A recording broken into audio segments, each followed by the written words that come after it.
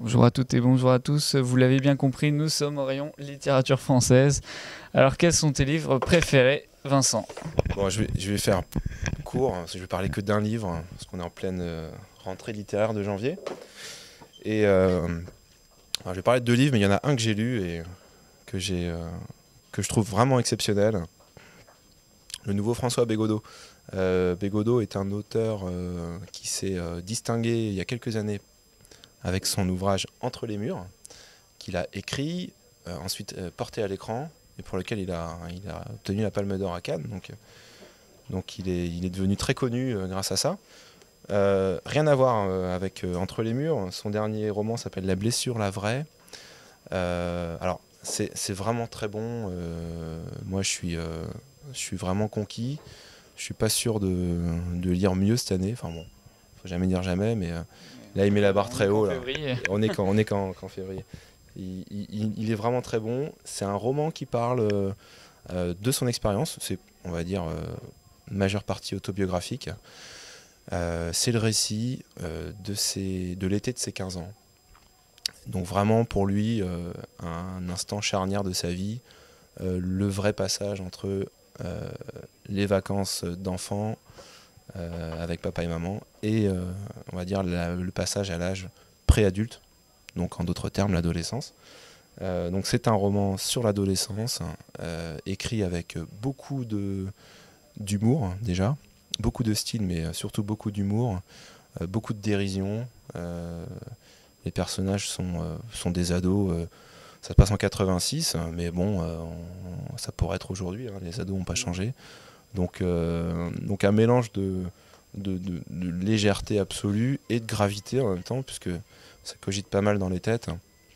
Et au final, on se retrouve avec un roman qui pour moi est vraiment une prouesse littéraire, parce que on est dans la légèreté vraiment de bout en bout. Le sujet est assez dérisoire, puisqu'on parle que de filles. En fait, ce personnage ne parle que de filles, parce que c'est le seul objectif de son mois de juillet 86.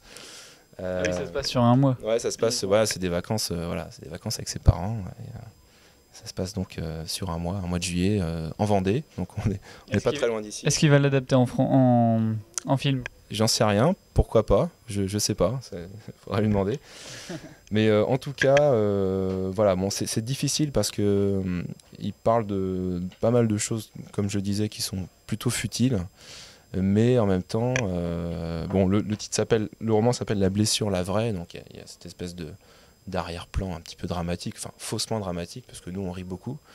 Mais au final, je considère que c'est un très grand texte, parce que on a beaucoup d'humour, beaucoup de style, et puis surtout beaucoup de sensibilité dans l'écriture.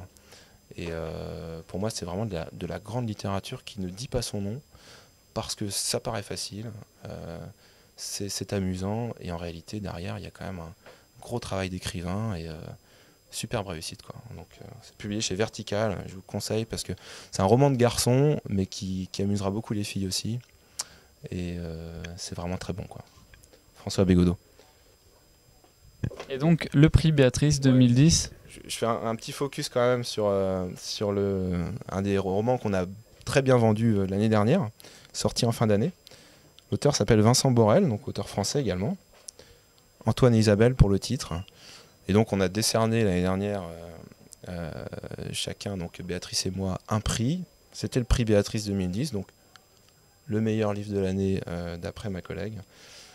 Et on l'a très bien vendu, on a eu de très bons retours pour l'instant. Et là, on est dans une histoire plus romanesque, avec une multitude de personnages.